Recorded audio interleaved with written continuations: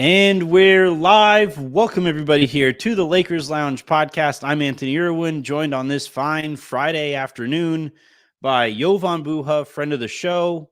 You've been a friend of the show. I think you get a free sandwich after this appearance. I'm waiting on it. I want a free coupon somewhere. You for sure get you for sure have a beer coming your way the next time I see you. That's even better. Very least.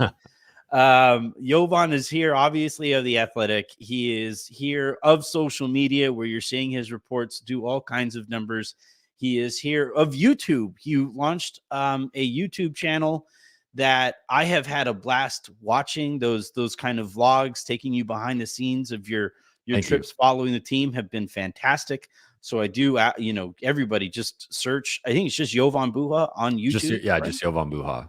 Yeah. Perfect. And yeah, go find him everywhere that you possibly can. He does great work. We have a ton to talk about, but first I got to ask how you're holding up. Like, we good? Like, you tired? Man, how long do we have? Man, I'm delirious right now. Like, just that 12-day trip took but the last couple of days of the trip were just brutal from an energy standpoint, and then getting back here, it was immediately the trade deadline. Ultimately, nothing happened, but you still have that kind of have to cover it. Yeah, you still have to cover it, and then just that onness, just being locked in and talking to people and just kind of waiting for something to potentially happen, and then it doesn't happen. But there's no break because you go straight into the Kobe statue and then a game against Denver. So want to be clear, I'm not complaining. This is a dream job. I love it. But from an energy standpoint, I'm definitely running on empty right now. So just trying to get through tonight. And then Lakers are off Saturday, Sunday, and Monday. So 3 days off is pretty rare during the NBA season. So that's looking forward to the Super Bowl weekend and just kind of decompressing for a couple days. Just like napping for hours and hours on end. Yes. I would try doing that. The other day I tried taking a nap, and my youngest just started walking. So I'm like, and it wasn't even that I meant to. Like, I have also, like, this has just been so effing taxing. Like, these last few weeks have just been nuts. And so, like, I sat down on the couch, and then because I'm old, just like started kind of nodding off or whatever. And like 5 minutes later or so, if even that, my youngest comes up and just grabs all of my leg hair, just like grabs all of it. I'm like, all right, I'm awake. Hey, bud, how you doing? But yeah, this has been quite the few weeks here for the Lakers. You mentioned the onness, right? And you wrote about this for The Athletic, but I felt like this is where, my fandom, I wouldn't say impacts my reporting or whatever, but certainly like my reaction to my own reporting is, I keep on hearing they're going to have a quiet deadline. It's heading towards a really quiet deadline. It doesn't look, and then as we got closer to the deadline, it went from like quiet to, man, they might not do anything. And at that point I'm like, excuse me, and so like I'm relaying the information that I have at my disposal as best that I possibly can. But as I'm doing that, I'm sitting there saying, no way. I'm hoping that the reporting that I'm doing at that point eventually gets proven incorrect, but no, they stand pat completely. They don't do anything. They don't even open up a roster spot for a buyout market that I do think has some guys that would help. They don't get under the luxury tax to reset it for the repeater next year. They obviously don't make any marginal or any kind of upgrades to the roster. Again, you wrote about it for The Athletic today, and I thought it was a tremendous write-up, but I do have one question that I wanted to start here with. Did you write this specifically to piss me off? Quote, with limited interest in their players with multiple years left on their contracts, one option the Lakers weighed was trading Taurean Prince, who is making $4.5 million on an expiring contract. However, head coach Darvin Ham was one of the vocal supporters of retaining Prince, according to team sources. When you wrote that up, when you got that report, you knew that, like, you kind of knew it felt good off the fingers. Like, I knew what I was doing. But no, I mean, that was something that, so to kind of recap the last few days, Yeah. similar to what you were hearing, I start hearing seems like nothing's going to happen. Like maybe a small move, maybe trading someone to deduct the tax. But then I also heard that they didn't want to do anything to Make themselves worse. weaken the strength of the roster, Mhm. um, that even if it was a little bit over the tax and that was going to cost them, they didn't. They're not punting on the season, and it's not like they're just trading people off that's gonna again worsen the roster. Mhm. So once you hear that, it's like, okay, well, what are the possible moves? And as I reported, and I know you've talked about this as well, there was not much of a market, if any at all, for D'Lo, Rui, and Gabe. Those were Yeah. not viewed. Those were viewed as neutral assets at best, and more often than not, negative assets that you had to attach. You, as in the Lakers, had to attach assets to trade off those guys, because Gabe's coming off knee surgery. He's got 2 more years left, and there is concern about when is he coming back? What state is he going to be in? How what's the long term impact of this injury? And just there is that stigma that I know Michael Scott has talked about with the Heat role players and just sort of the way they're perceived around the league. Then you have Rui Hachimura.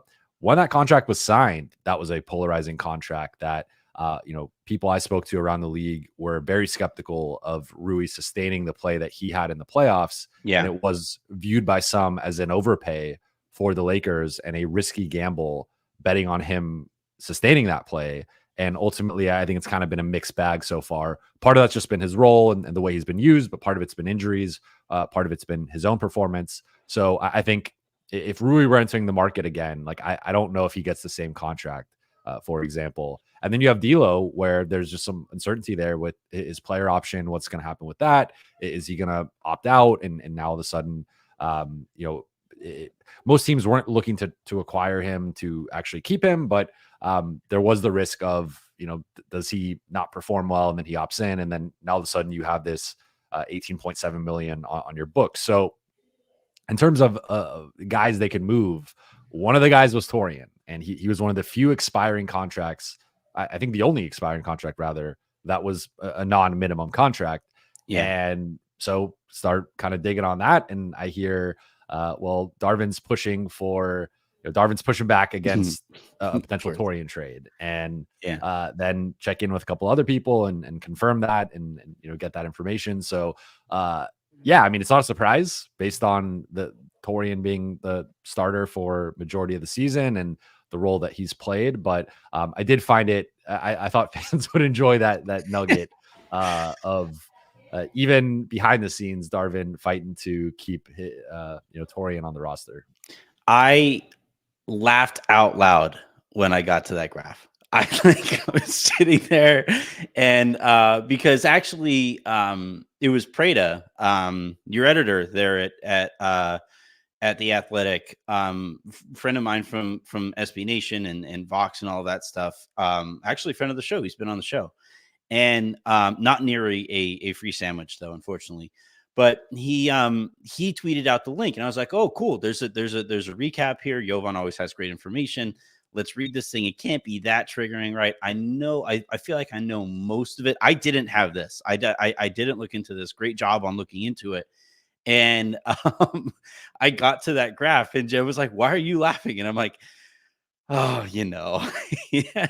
And so I tweeted out a screenshot, link to it, all that stuff, and I let me appreciate it. just kind of preview the I saw Twitter's the tweet. reaction to it. Yeah, this is why I look like this, everybody. This is why I'm losing my mind. That's essentially how Twitter reacted to that graph and basically the last few days, because essentially, like, and we'll get to more information here in a bit, but like what I'm hung up on is that clearly you're a game above 500. You've had LeBron and AD healthy all year, right? If I was to tell you that, like, if I was to tell you at the beginning of the season that the Lakers would be fighting to remain at or above 500 50 plus games into the season, you would have said, "Oh yeah, well, totally." Like, LeBron probably got hurt, AD probably got hurt. They've been like kind of in and out of the lineup or whatever. No, they've missed 4 total games, I believe, between the two of them or each or whatever. But they despite that, they've just wasted this beginning of the season. So then you start asking, all right, well, who's going to be held accountable for what feels like a failure, right? If they have been healthy for this long, somebody has to be, there has to be, whether it's roster ramifications, whether it's coaching ramifications, whether it's front office ramifications, what have you, somebody here has to answer some pretty tough questions. And Darvin Ham, his seat at no point has gotten hot over the season. He has always had kind of the utmost support from Rob and Jeannie. Okay, well then surely you're going to make tweaks at the deadline. No, not really. And you didn't get particularly close. All right. And that's with like they keep on talking about wanting to hold on to the 29 first rounder to be able to use that in the upcoming summer. You had 5 second rounders, and second rounders are flying all over the league, and you buy a new one basically every draft. So like that was kind of surprising. And then, well, we'll see what the buyout market looks like. And we'll talk about Spencer Dinwiddie here in a little bit. But like, again, I think the reason we have seen this response here from Lakers fans, and even when you and I talk about this, it's like, how can nothing change while all of this has been going on? How is there no fundamental change to the direction of this kind of organization? Do you sense any frustration, from the folks that you have talked to after the deadline? Have you sensed any frustration in the response to doing nothing? Surprisingly not. Okay. And I don't know if that's just the team kind of aligning on this is our stance, this is the way we're going to frame this. Because I think a couple things can be true. Yeah. I think in the Lakers' defense, if you look at the guys that I've reported on, you've reported on, some of their top targets, let's go through the list quickly. DeJounte Murray didn't get traded. Bruce Brown Jr. didn't get traded. Dorian Finney-Smith didn't get traded. Tyus Jones didn't get traded. Alex Caruso, Andre Drummond, both didn't get traded. So I think if some of those guys had been moved and we had been able to see a price for them, be it a first-round pick, a couple first-round picks, or maybe multiple seconds, then I think we could have held that against the Lakers and been like, well, if Dorian Finney-Smith went for 1 first-round pick, why weren't you involved in that? Why didn't you get him for 1 first-round pick? But really, when you look at the guys that moved, none of them had really been attached to the Lakers. I think Royce O'Neal is an exception. And maybe there are a couple of other guys that I'm forgetting. It's been a long 48 hours, but I think Royce is like, that's one that I'm like, Bojan, I guess, technically. Bojan, and that price was a bit lower than I think the Lakers were expecting, or at least what I'd heard their conversations had gone like with Detroit. But I mean, really, like Royce and Bojan, okay, like maybe you could have gotten involved there, but I think in the Lakers' defense, the guys that they had interest in just didn't get traded, and from my understanding, that's just because the trade demands and the prices for those guys were just so high that not only were the Lakers not able to meet them, but other teams as well, clearly, because those guys weren't moved. And it kind of like, DeJounte, ultimately Atlanta wanted to hold on to him to the summer and see if they can get more for him this summer. Chicago thinks they're going to go on some run in the play-in tournament. Like, I don't know what Chicago's doing, but so I think that you can kind of defend the Lakers from that perspective of, if a couple of those guys had been traded and it had been a price that the Lakers could have matched, I think it's totally fair to criticize the Lakers and say, why weren't you in that conversation? Why couldn't you outbid Team X that acquired Player X? But because most of the top guys that were available realistically weren't moved, I think that was just a sign that, look, like these prices are really out of control. I know you were on top of that. I was on top of that. And that's what it was. Now, the flip side is if you think you have a shot, and that's the framing that the Lakers have continued to posture with, is, we believe in this team. We believe in the continuity. We believe in this and that. Then you go for it. And even if it's a marginal move, and that was where your slide overpay.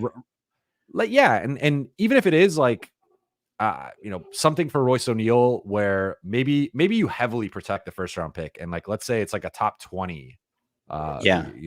a first round pick protection, like, and you could get a Royce O'Neal in. I think you have to do that, and Yeah. that's if you believe in the roster, because to me, actions speak louder than words. And as we're discussing, like you don't fire Darvin and you don't make a move at the deadline. Like that's kind of saying, and then as I reported, there still is pessimism on Jared Vanderbilt and his potential Yeah. return. So it's Even like Gabe's for it, that matter. and Gabe too. Like so, at some point, it's kind of like, well, we have these, and that's honestly more of a reason to like, again, in a vacuum, we can say, well, a first round pick, even a protected pick, is too much for Royce O'Neal. But if you have pessimism about Jared Vanderbilt and Gabe Vincent potentially returning this season, or at least returning in time to help save the season and be factors for you, then you need more wing defense. And if you're not adding that wing defense, then you're kind of just saying like, we're okay with like this season going the way it looks like it's going, which is this is a team that either loses in the play-in or loses in the first round. Yeah. And, maybe they get an advantageous first round matchup. And, I think they could beat OKC. I think that matchup has actually been favorable for LA in the regular season. Yeah. I think Chet, it's just a tough matchup for him matching up against AD. Like maybe they play Minnesota and they can beat them, but we just saw how it looks against Denver. And Yeah. It like, always looks that way that against looks like a Denver. 4 or 5 game series to me if they're playing Yeah. Denver. And the Clippers are a tough matchup. So I'm just looking at it like you guys have some clear deficiencies on this roster. Spencer Dinwiddie, Kyle Lowry, like those guys can help just from like a talent perspective and having another ball handler. But to me, Lakers still have 3 clear deficiencies on this roster. I think they need a high volume 3-point shooter. They don't really have that. I think they need better wing and perimeter defense. They don't have that right now, partially due to injuries. And then they need another credible defensive big man that you can feel comfortable playing for 8 to 12 minutes a night at least when AD is off the floor. They don't have that right now. And Spencer Dinwiddie and Kyle Lowry don't check any of those boxes. Like Kyle Lowry, plus shooter, I guess, and decent defensively, obviously takes charges and is physical, but he's about to be 38 and he's coming off multiple injury riddled seasons. Spencer Dinwiddie is not a plus shooter, is not a plus defender, and obviously isn't an interior guy. So like I'm looking at those things, like those additions as even if they add one of those two, like, yes, I think from a talent perspective, you're overall better, but you're not really addressing the core needs of this roster. Like they need a better wing defender. They need another defensive big man. And I just don't see them making those additions now on the buyout market. So maybe I'm wrong. Maybe a guy springs free and the Lakers get him. But I just, if you don't add to those deficiencies, I think you are kind of punting on the season strong, but you are sort of just saying like, we're going to let it play out how it plays out. And that sort of passive approach to the rest of the season to me is in a way sort of just acknowledging like we're not very confident in what this group can do. You're kind of hitting on something that has kind of bothered me in the fallout to the deadline, right? Is the messaging here. Well, we really, really believe in our guys. Okay, but you're also maintaining your 29 pick along with the 2 other ones in the summer so that you can move those guys that you supposedly really believe in for a superstar, right? The notion that like, when asked, Rob Pelinka said that their priority this buyout season is going to be getting a point guard, getting some more help there, while also saying that they're hopeful that Gabe Vincent is able to come back. Those 2 things don't quite align to me. And like, like my issue my issue has kind of consistently been with the Lakers, a lack of kind of real consistent process here, and the process I feel like, is a real predictor of eventual results. And this is kind of something that Justin is mentioning here in his comment, right? It's a joke that a 500 coach who can veto a trade makes me think Boston Pelinka have zero with you with Ham's performance this season, which is mind-boggling and makes me believe he won't be fired. To me, it's like Ham like essentially lost the locker room from some accounts that I have heard. And now there is some contradiction there. There are some who say that, he got really close, or that it was heading in that direction, or that it might head in that direction eventually. And that, like, there can be things that could be done to salvage it, right? And he was ready to do that before Vanderbilt got hurt, in starting last year's starting five. But it's crazy to me that, like, if let's say this season does continue this way and the Lakers continue to have at 500, either make or miss the play in, or make the play in and get knocked out before you reach the actual playoffs, or you have you face Denver in the first round and you get swept in the first round, and you clearly take a step back this season. I don't know how Darvin would survive that, right?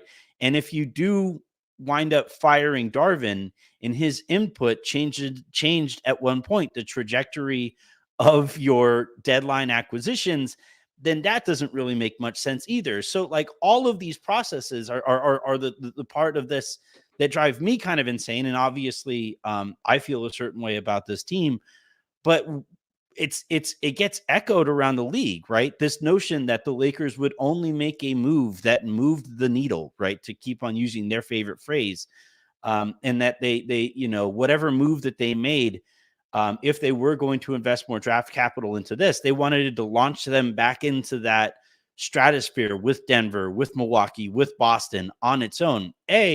Those moves are really, really rare. Like, you have to hit an absolute home run to be able to do that. And B, if you acknowledge that there's a gap there, I would argue that any marginal upgrades that you can make now that help you shrink that gap over the summer would also be something that would make some sense for you while you have all of that second round draft capital. That also didn't make much sense. And the reason I'm saying all of this is because, not only do you talk to Lakers people when you're doing this, but you also talk to league. Like, how are the Lakers perceived? How is Rob Pelinka perceived?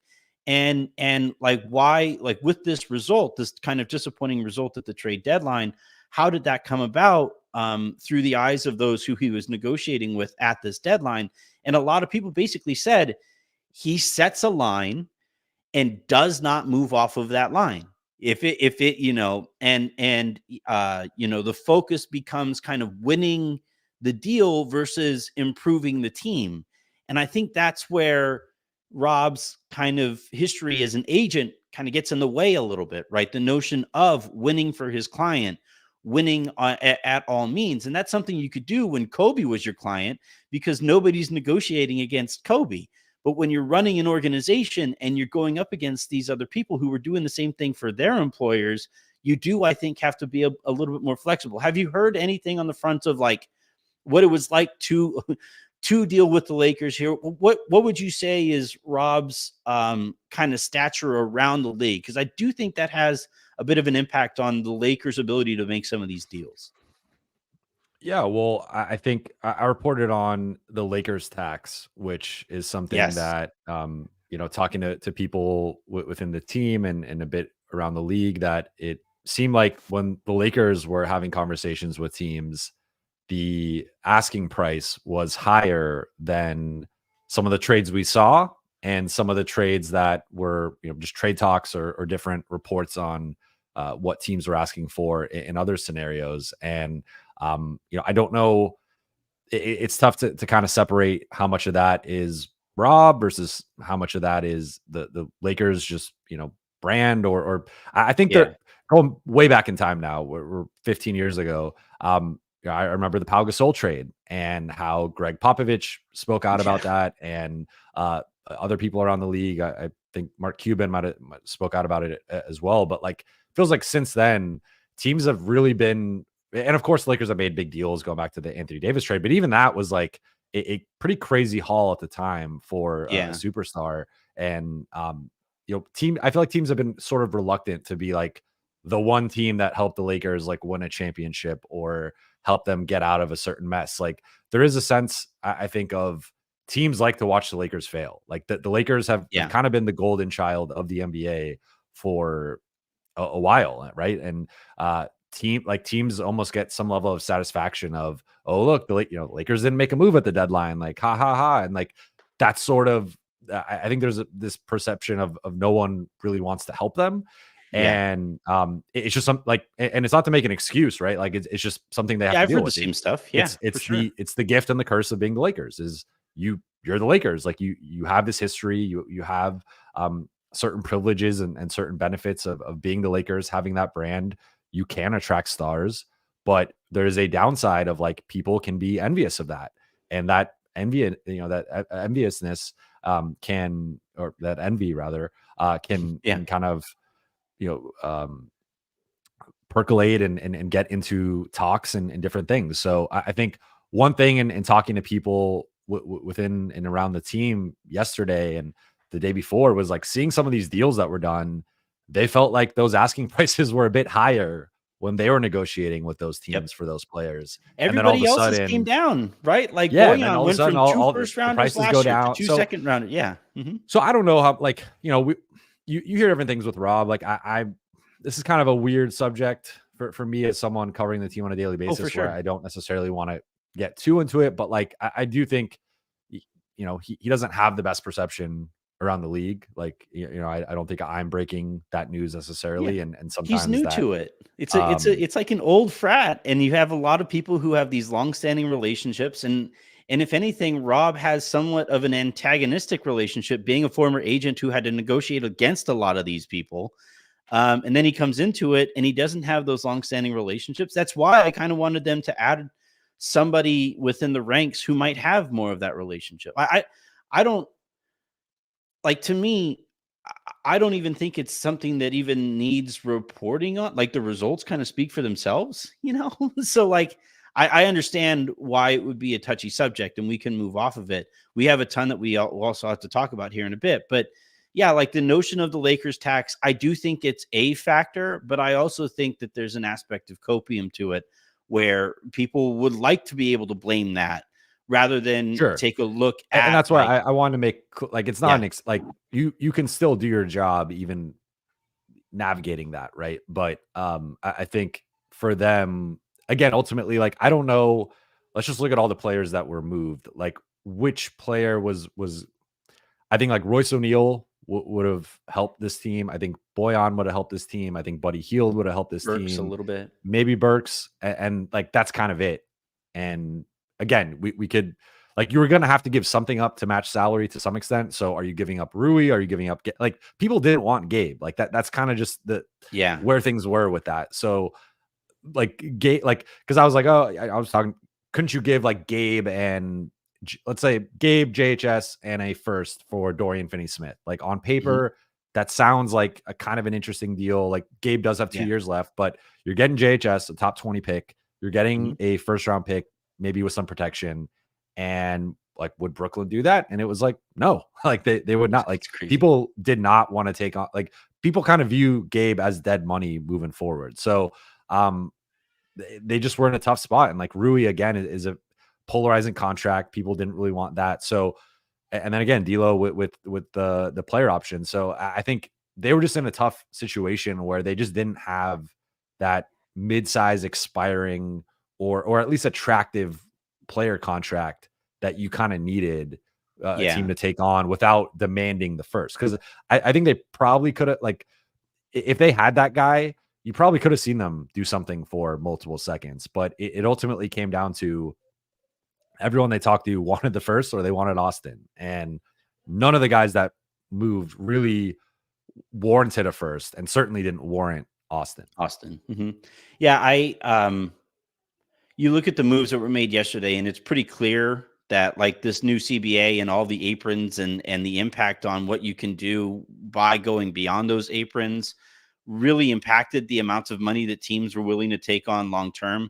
And I would venture a guess, I'm just doing this off of the top of the head, but the vast majority of trades where whoever was brought in, what went out was expiring money, and the Lakers just didn't have any of it that wasn't tied to a rotation in a big way. And by the way, like, I give Darvin Ham a hard time, and I don't really necessarily agree with him having personnel input power or influence, but Torian has been good, and I do think he's a useful player. He's their best shooter right now. So if you send him out, you have to bring in even more shooting to make up for whoever it is, or for sending out Torian. I kind of get it, And that's why I was kind of arguing on behalf of keeping Malik over the summer and keeping Bamba over the summer and having those mid-level expirings to be able to use this time of year.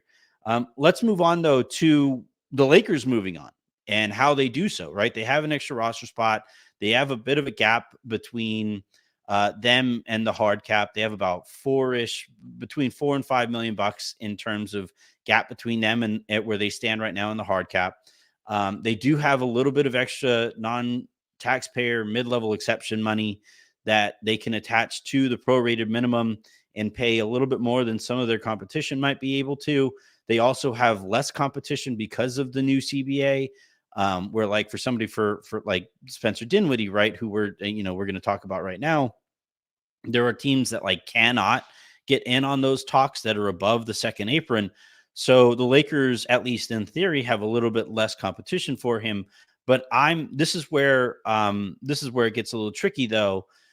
Eric Pincus is saying, and I trust Eric when it comes to the CBA about just about above anybody else.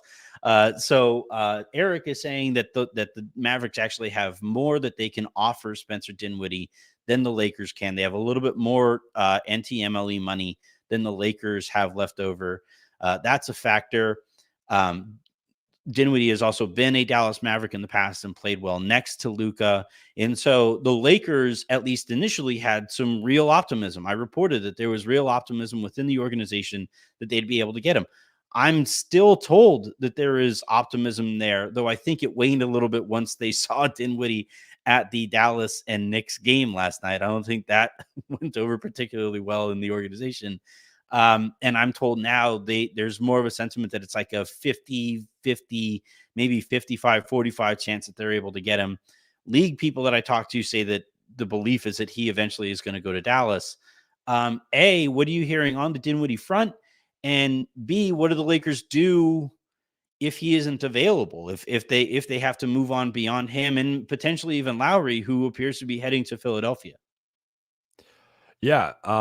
So Rob Pelinka was asked yesterday about specific needs on the buyout market, and he first said, ball handling guard, and then if not, best player available. So I think if the Lakers can't get Dinwiddie or Lowry, and it does look like they have significant competition with Dallas for Dinwiddie and Philly for Lowry, and Philly, I believe, can offer the most of anybody because they didn't even use their non-taxpayer MLE. So they, I think, can offer some real money, at least in comparison to a vet minimum contract. And they aren't hard. It seems like Philly's in the and they traded Pat Bev away. Like, so it feels like Philly's in the driver's seat for Lowry. He's obviously played at Villanova and has the Philly ties there. So seems like he's probably going there. And with Dinwiddie, I've heard it's 50-50. I was asked earlier today on Hoops Tonight, and I said 50-50. If I really had to pick a side, I'd maybe lean Lakers just because he is an LA native. At the time, I thought LA could offer more money, but clearly that was wrong. So if Dallas can offer more money, I do think that's a factor. In theory, I feel like he could have a potentially a bigger role with LA. I think more minutes. Yeah. Like you could maybe see some three guard lineups again with Dinwiddie. All right, and on that note, I'm going to go ahead and enjoy my weekend. So like I think role minutes and just the being an LA native and having those LA ties, he's here in the summer, like that points to the Lakers and their brand. But he was at MSG. He was kind of publicly flirting with the Mavericks, sitting behind the bench, and he does have the Mavericks experience, playing there, making a Western Conference Finals as a sixth man for them, a guy who closed games a lot for them. So I think based on the money factor, like I do think a lot of times it's just as simple as that. Like I would lean Dallas.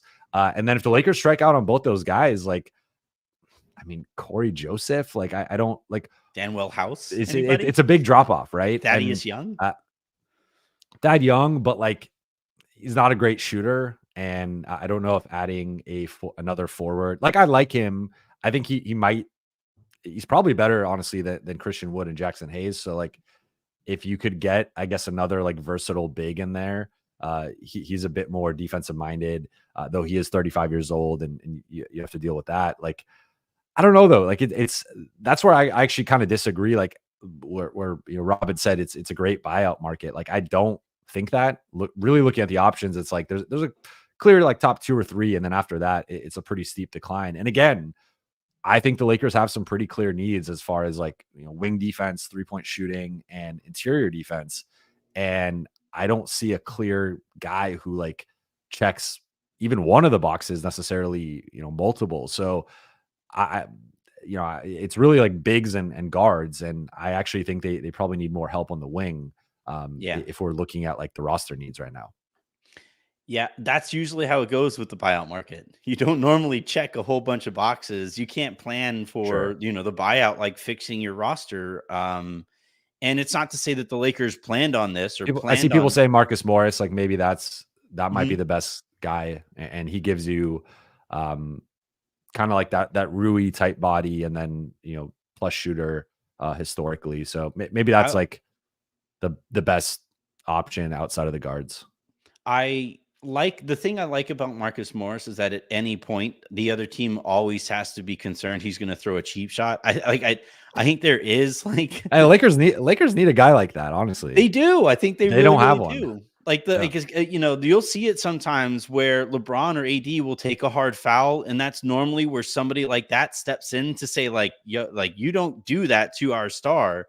And nobody's built. Rui is built like somebody who should be able to do that, but he's Yeah. such like a happy, easygoing guy. He's just like, oh, come on, you Like can. Pat Bev in Phoenix with the Yeah, DeAndre Ayton situation. Remember when he fouled Austin, and then Pat Bev went yeah, and checked him. Like, that's Lakers don't have anyone who's done that so far.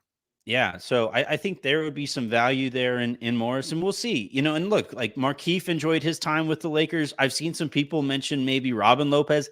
I don't think a Lopez brother is coming. I don't think that family feels all that Well, great about. Disneyland is out here, so That's can't rule true. that out.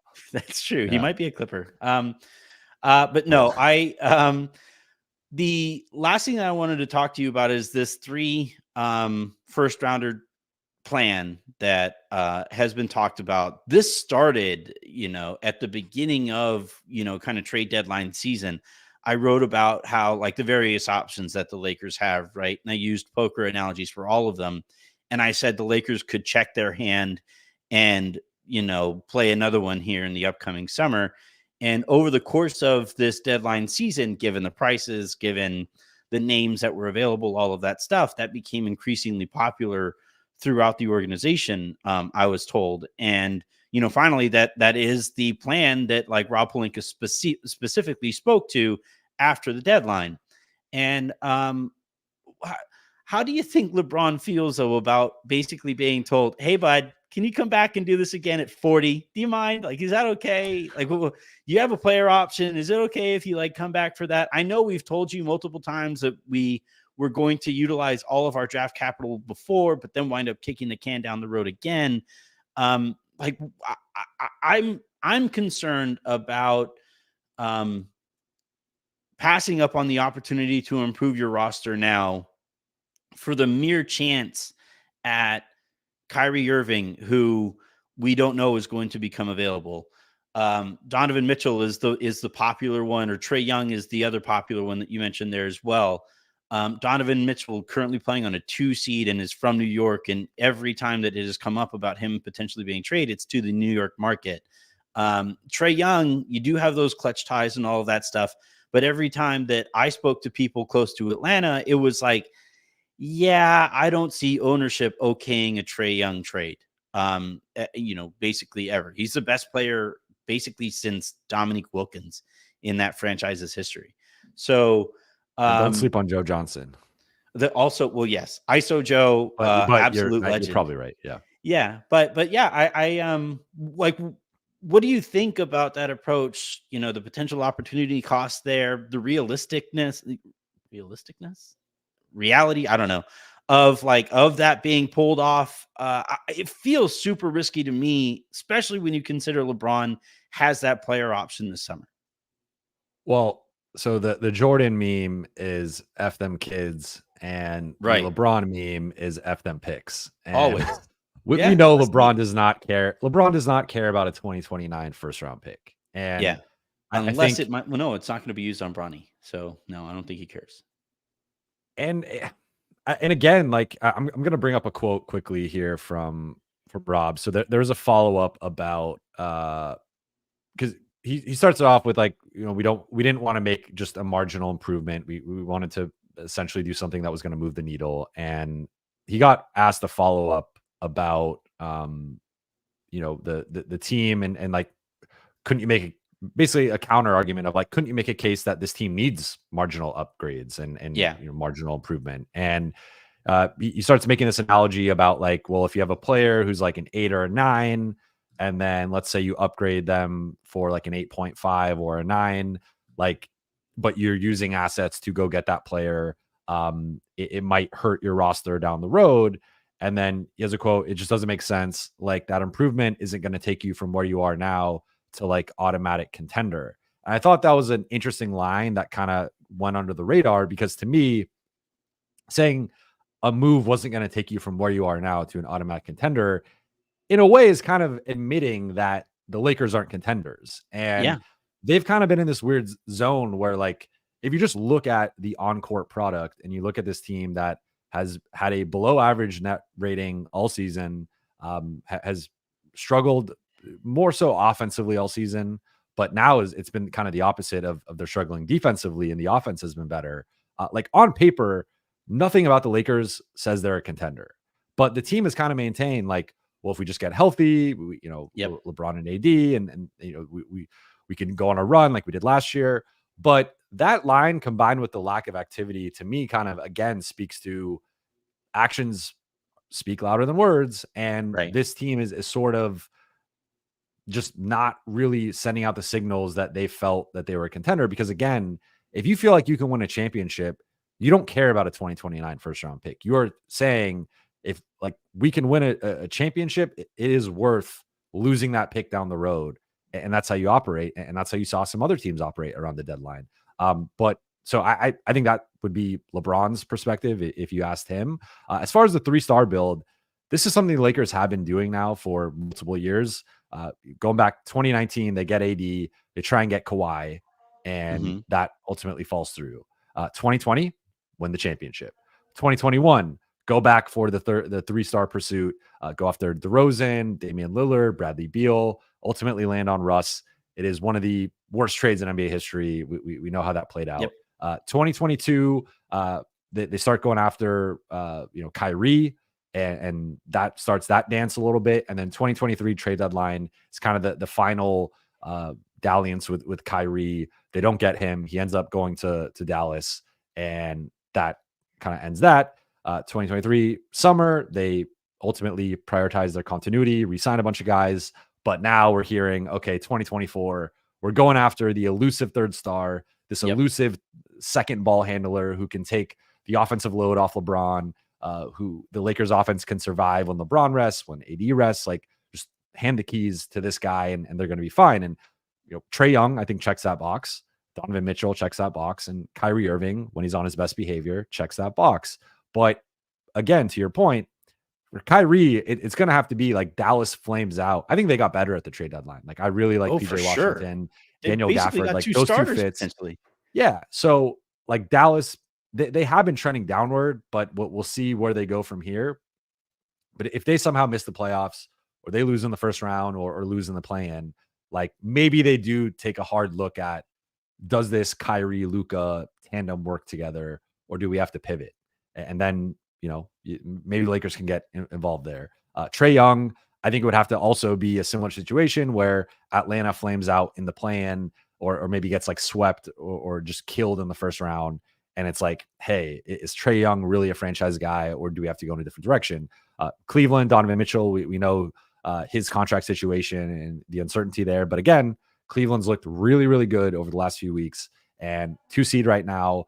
And you have the whole New York element, where everything I've heard and as has been reported is New York, Brooklyn, like those are the 2 favorites to Yep. land Donovan Mitchell. So there's a chance Lakers strike out, and we're looking at, July or mid-July. They didn't get any of these guys, and they still have these picks, but you basically have the same roster. We don't know what happens with D'Lo yet, obviously, but like, it's just, it's a risk, and it's a risk that might not pan out. And even if it does pan out, again, like Trae Young is a defensive liability, Kyrie is a defensive liability, and Donovan Mitchell has largely been a defensive liability outside of some stretches. So like Yep. you are creating some of the issues that you've had with like the backcourt and not being able the defense and trying to hide certain guys. Like you are recreating that. And yes, the offense gets better clearly, and your overall talent gets better, but like I still think that there's a clear downside here. And then on top of it, Lakers didn't want to trade Austin, right? Obviously at the trade deadline, but now you kind of have to trade Austin in any of these trades. And from what I've reported and what you and others have reported, like there was a threshold to trade Austin of like all-star level guy, like clear, needle mover. And I think all three of those guys reached that level, but you are still kind of taking away from the top of the roster to add one of these guys and relying on maybe some vet minimum guys or lower exception guys to try and round out the roster. So I just think we've seen this movie before. I think all three guys are better than Russ was in 2021, better fits than Russ was in 2021. So like I do think it would be a better partnership, and there's championship potential for sure. But depending on how they build out the rest of the roster and the subsequent moves, I do see a clear downside as well. On top of LeBron about to be 40, year 22, 80 going into year 13, and going to be 32. So like you're starting to get up there with both guys. And I just think like there's no time like the now, in my opinion. Both guys have been healthy. Both guys are playing at all NBA levels. And to not try and maximize that, even with a marginal improvement, I think that kind of says something about where they truly think they are right now. That's the point. That's the thing that I wrote about in, I think it was November of 2022. I pulled up the article from Silver Screen. I put it in the comments of last night's show. And I kind of feel like if they struck out this summer by like, pursuing a star and then didn't wind up getting somebody, it would be kind of like that Drake meme gif, right? Where he's like on the sideline and he's like, oh man, shoot, like the fake, like I'm really not the recent Drake. No, Drake meme no. Nope, really not that one. Yeah. I hope it doesn't become a meme. I hope it doesn't get widely used.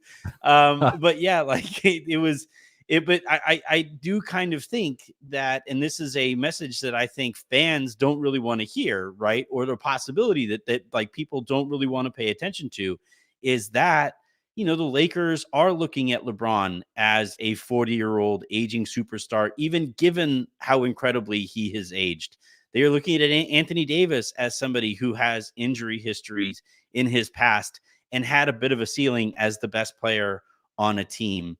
And I do think that to a certain extent, there's a possibility here that the Lakers just kind of ride this out, that they basically look at the reality and they say, you know what? We had a great run. We went out, we won a championship. We got to a Western Conference Finals together as well. We would like to maintain some flexibility for the post LeBron James era. And I know that people don't want to hear it. I'm not making the case for it either. I'm just saying that, like, based on their moves, like you just said, actions speak louder than words here. They have made it clear. Like you mentioned all of the stars that they said that they were going to pursue in the past and came up short with. And if it's just yet another opportunity that they passed up on to kick that can further down the road, you have to ask what is actually, to be accomplished here by kicking that can. A lot of times it's pointless. Kicking a can doesn't really accomplish anything.